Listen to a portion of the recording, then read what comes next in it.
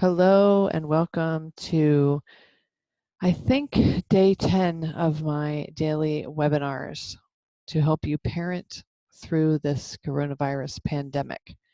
And I want to welcome Carolyn, who's from Texas and doing well, working from home because it's stay at home in Texas, just like it is here in New Jersey.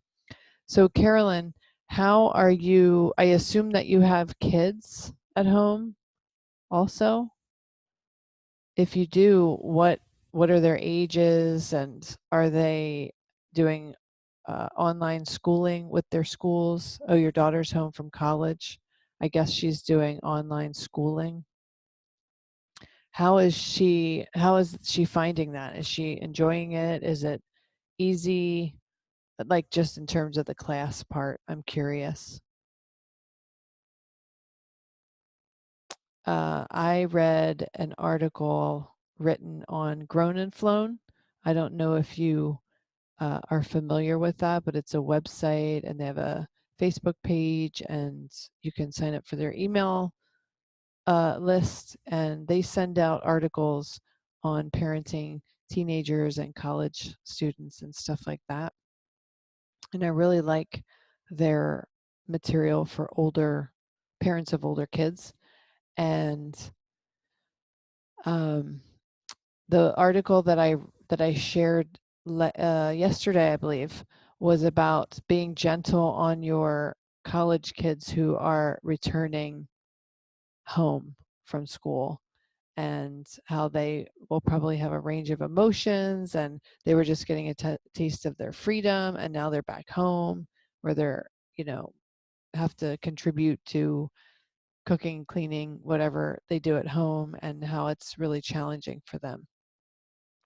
So that article is really good, and it's on my Facebook profile, or you can go to the Grown and Flown website if you want to check that out.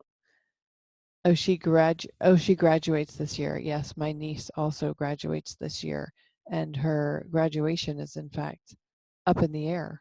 We'll see if she gets to have a live in-person graduation or not. And you say she's doing fine with it. The only issue is sharing the network bandwidth for work and her school at the same time.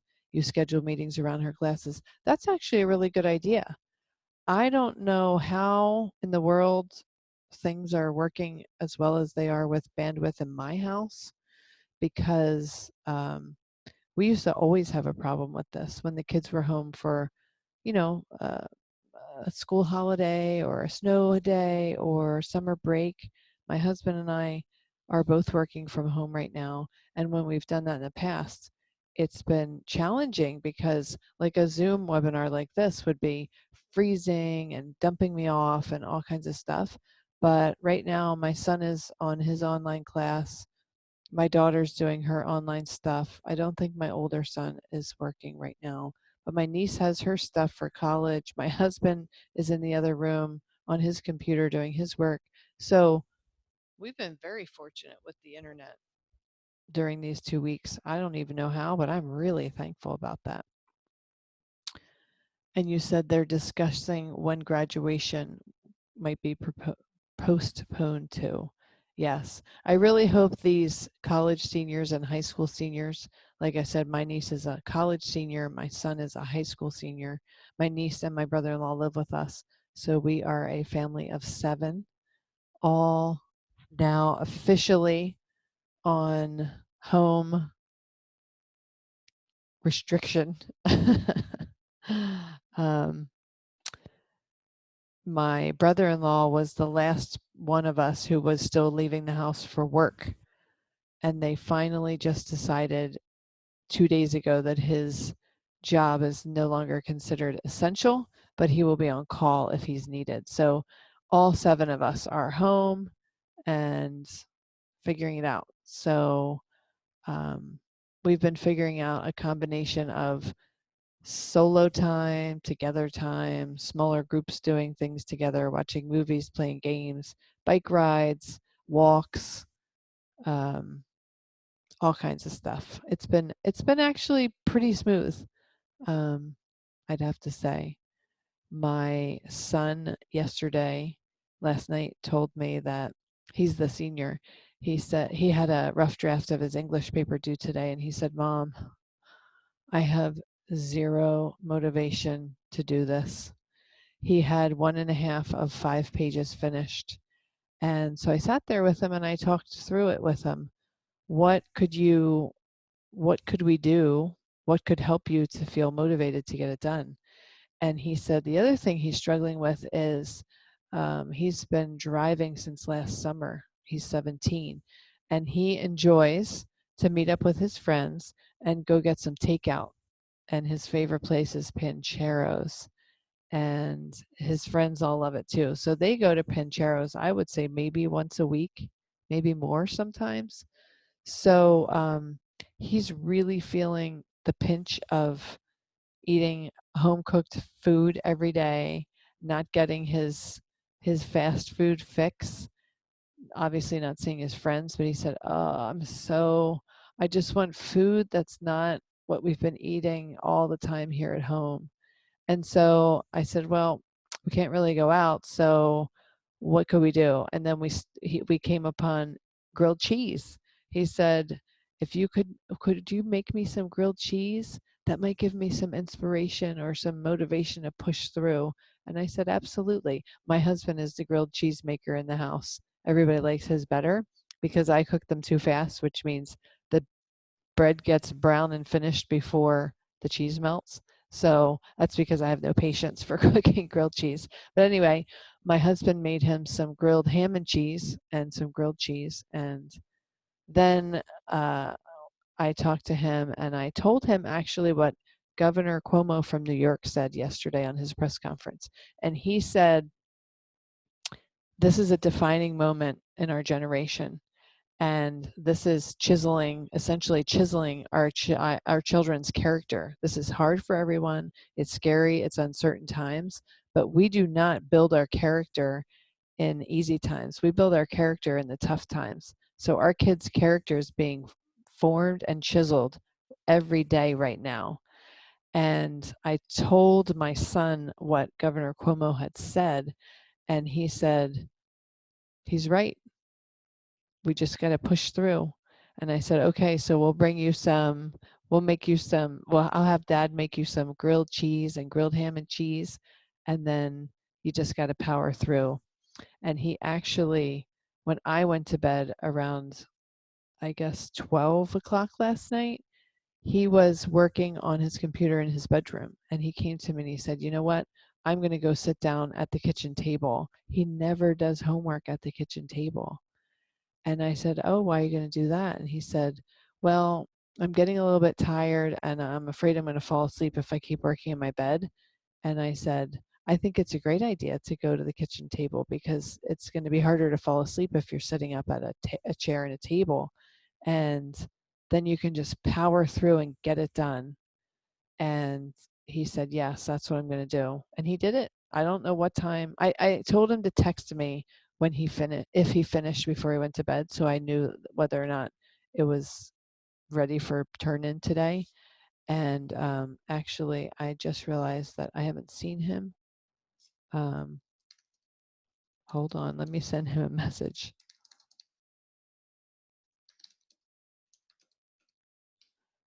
I hope that he's turning that in. Actually, you know what? I'm going to call up to his room. I'll be right back. Oh, he's responding to me. Okay.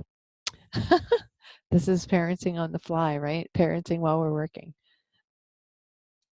Okay, he said yes. Okay, good. So I said to him, "If you finish, text me and let me know so that I know whether or not I need to help you make sure you're up tomorrow." And he texted me at some point in the middle of the night and said, "I'm finished." So he powered through and I was really proud of him. Anyway, let me look at what you're saying because I haven't been reading your comments. The only issue we had was she was downloading something for class during my meeting and hung up my meeting. She knows now to do that at night. That's actually a really good idea. My son, I don't know about her, but my son is a night owl. I've joked with him the past couple days, "You're turning into a vampire." I heard 2 nights ago, I guess 3 nights ago, I heard him I heard him making food at 5 a.m. And I knew darn well he wasn't waking up for the day at 5 a.m. And I opened my eyes and I went, oh my gosh, he hasn't even gone to sleep yet. It's 5 a.m. So I didn't see him that day. I was really busy working. I didn't actually see him in my house until 5 p.m. And I said, what time did you go to bed last night? I heard you making food at 5 a.m. And he was like, 10 a.m. this morning. And I said, you're turning into a vampire. What the heck? But I'm trying to keep it light. And, a teenager's circadian rhythm is to stay up later and wake up later. So he's really into it. The night before last night, he went to bed at 5 a.m. or yesterday morning, whatever it was. So at least that's better than going to bed at 10 a.m. But I hope he can at least get back to like 1 or 2 in the morning, because I don't want him to turn into just like a nocturnal creature, because when he goes back to life, when life restarts again, it's going to be a rough transition to sleeping at night. 7 people in one house, that's a lot. You cook like my husband, and it will make them stronger and find the joy in simple things. Yes.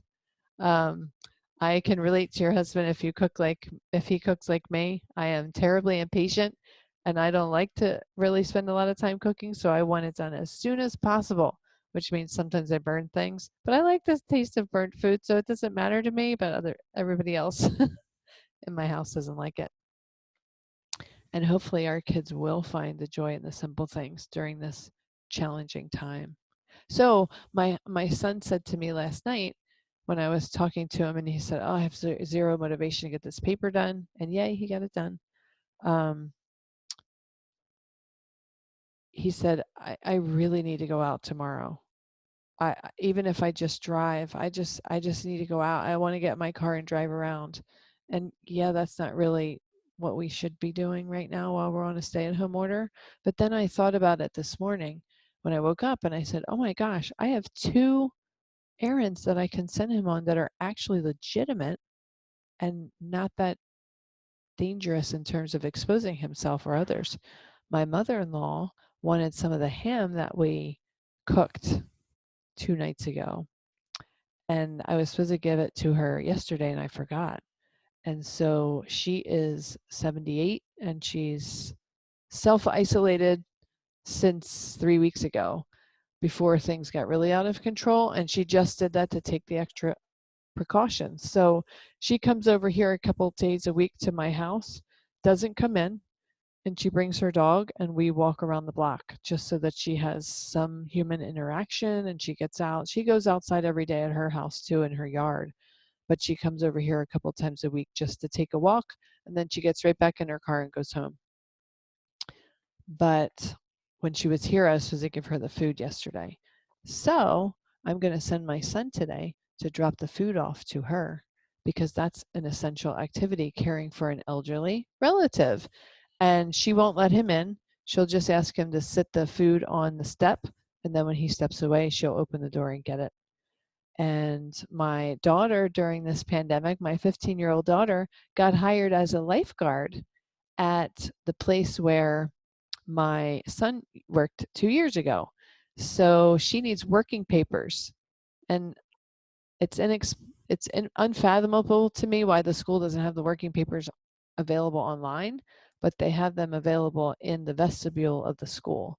So they said I just have to come to the vestibule and get the form at the front desk.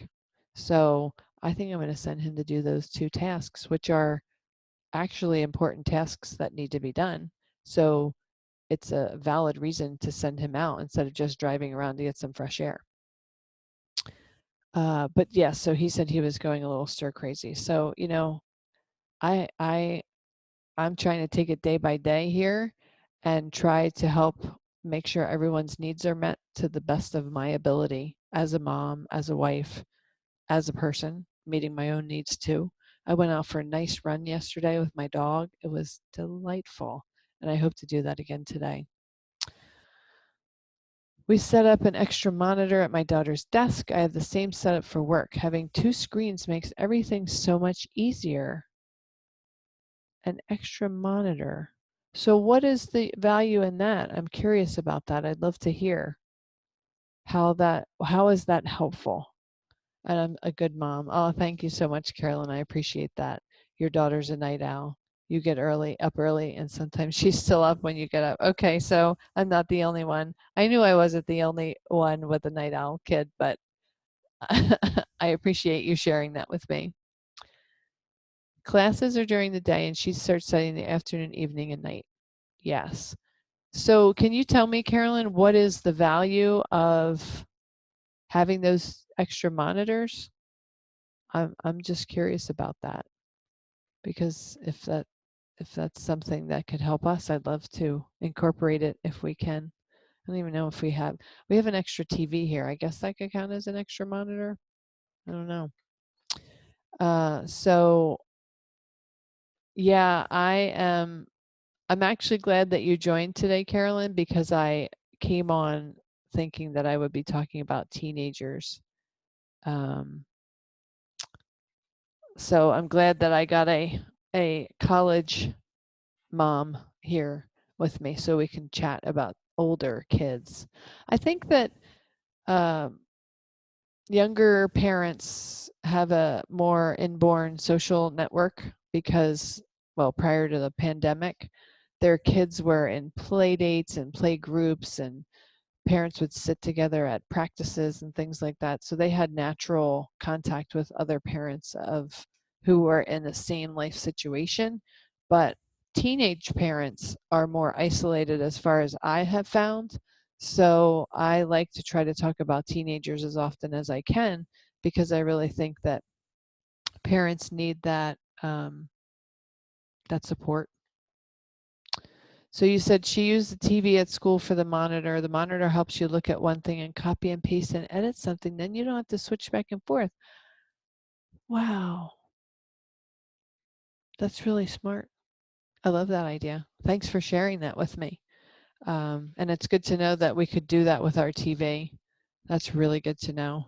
Great idea. Look, we solved a problem. Well, not a problem, but we came up with a neat little hack to help our kids or us while we're stuck at home. You have 2 monitors at work and can't live without it at home. Yeah, it's great for their classwork. I never even thought of that.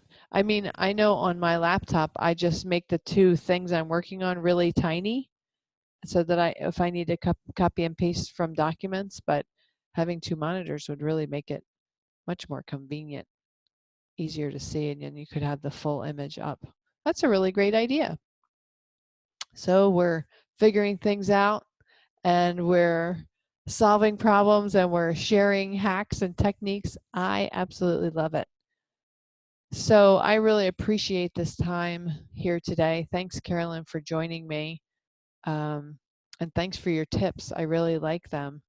I really like the tip about the monitor, and I hope that other people will appreciate that suggestion as well. I think anything we can do to make working from home easier for us and schoolwork easier for our kids, if we can do it, it's well worth it. So thank you, Carolyn, for this time with me. I appreciate you tuning in. And for those of you who couldn't join me live, but will be tuning in later, I hope that you enjoy this day's webinar. I'll see you all here again tomorrow at 12 noon Eastern. Thank you so much. Bye.